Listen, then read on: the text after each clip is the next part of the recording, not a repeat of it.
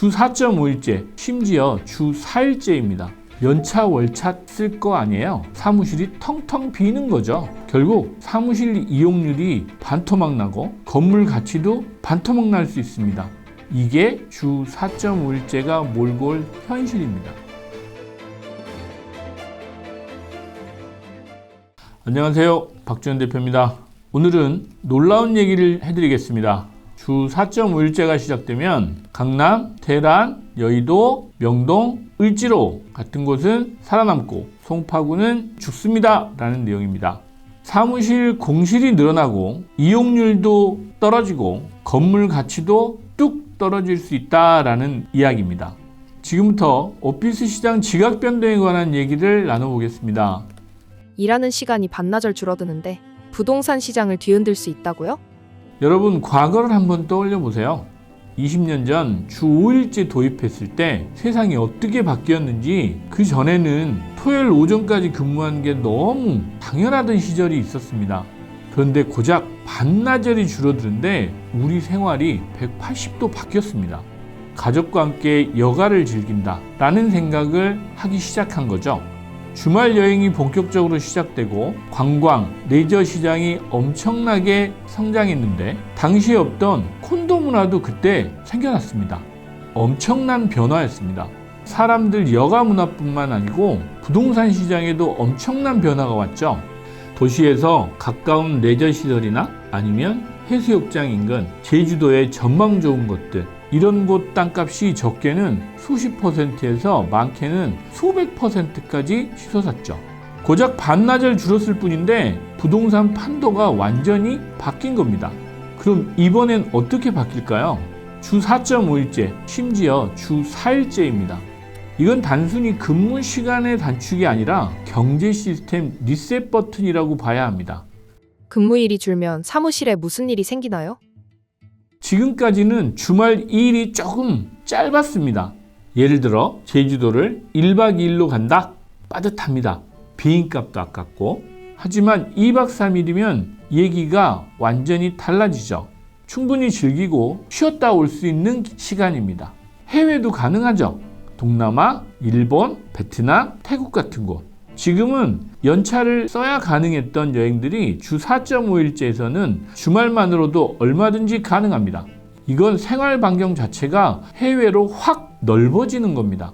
소비 패턴도 바뀔 수 있겠죠. 도시 안에서 쇼핑하는 것보다 여행지 소비자가 늘어날 수 있고요.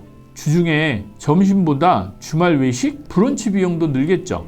그러니까 근무일이 줄어든 만큼 가성비보다 체험, 경험에 소비가 집중될 겁니다. 이게 오피스 빌딩의 어떤 의미냐면 사람들이 도심에 머무는 시간이 줄어든다. 곧 오피스 수요가 줄어든다는 의미입니다. 사무실 수요가 왜 반토막 나나요? 생각해 보세요. 직원들이 일주일에 절반만 출근합니다. 연차 월차 쓸 거 아니에요. 사무실이 텅텅 비는 거죠. 단순하게 말하면 테란로에 굳이 비싼 임대료 내고 사무실 운영할 이유가 없습니다. 회사가 못 버티죠. 사무실 줄이고 비용 최소화하고 그럼 결국 어떻게 되냐? 핵심 입지는 자본력 있는 대기업 위주로 버틸 수 있습니다. 고부가치 업종도 살아남을 수 있죠. 하지만 그렇지 못한 작은 규모 회사들은 밀려날 가능성이 높습니다. 기업 입장에서는 이렇게 말할 수 있습니다. 아니, 굳이 도심 비싼 오피스에 있을 이유가 없어. 재택 근무를 하거나 공유 오피스로 대체하면 된다. 결국 사무실 이용률이 반토막 나고 건물 가치도 반토막 날 수 있습니다. 이게 주 4.5일째가 몰고 올 현실입니다. 그러면 어느 지역이 살고 어느 지역이 죽나요? 살아남는 곳은 분명합니다. 대란로, 을지로, 명동, 여의도 같은 초핵심 입지입니다.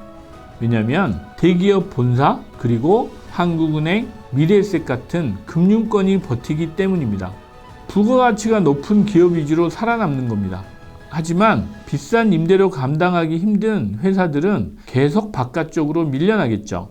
밀려나는 것도 밀려나는 거지만 수요가 줄면서 자산 가격이 계속 오를 수만은 없지 않나 라는 생각도 듭니다. 그래서 먼 미래를 보면 송파 같은 곳은 다 죽을 수 있다라는 말씀을 드리는 겁니다. 송파는 본질적으로 주거 지역입니다. 대기업 본사도 많지 않고 거기는 기업이 가는 곳이 아닙니다.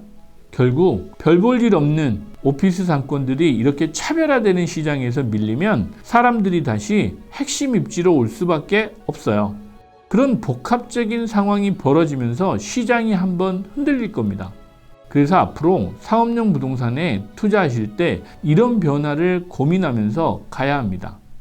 오피스만 문제가 될까요? 자영업은요? 사무실이 줄어드니까 당연히 주변 상권도 직격탄을 맞겠죠. 그래서 창업하려는 분들도 전략을 다시 짜야 됩니다. 예를 들어 회사 앞에 테이크아웃 커피 전문점을 생각해 보면요. 사람들 절반만 출근하는데 매출이 유지될까요? 제가 2~3평짜리 테이크아웃 커피숍 하려는 분들에게 늘 하는 말이 있습니다. 주 4.5일째 되면 가게 망합니다. 하지 마세요. 라고 합니다. 그런 거 말고 주 4일째 상권에 더해서 주말에도 매출이 발생할 수 있게 고민해야 합니다. 인근에 사는 주민이나 관광객이나 방문객이 올 수 있게 커피숍이라면 공간을 쾌적하고 여유롭게 꾸미고 테라스도 만들고 휴일에는 브런치도 즐길 수 있게 전략적으로 접근해야 됩니다. 월 1,000만 원 임대료 내면서 저녁 장사만 하시는 분들 이제 쉽지 않습니다. 살아남으려면 낮에는 점심도 팔고 주말에는 가족 단위 고객까지 전부 끌어모을 수 있는 전략이 필요합니다. 고정비용 1,000만 원이 들면 24시간 7일을 꽉꽉 채워서 영업해야 합니다. 그렇다면 주 4.5일째 시대에는 어떤 건물에 투자해야 하나요? 부동산 시장에서 두 가지 변화가 있을 수 있겠죠. 첫 번째는 내 사옥이 필요한, 그래서 비용을 줄일 수 있는 방법을 찾는 기업들이 움직이면서 건물 시장도 주택 시장과 마찬가지로 부익부 빈익빈 현상, 이른바 양극화 현상이 나타나겠죠. 이건 어쩔 수 없는 변화인데 계속해서 급격하게 벌어질 거예요.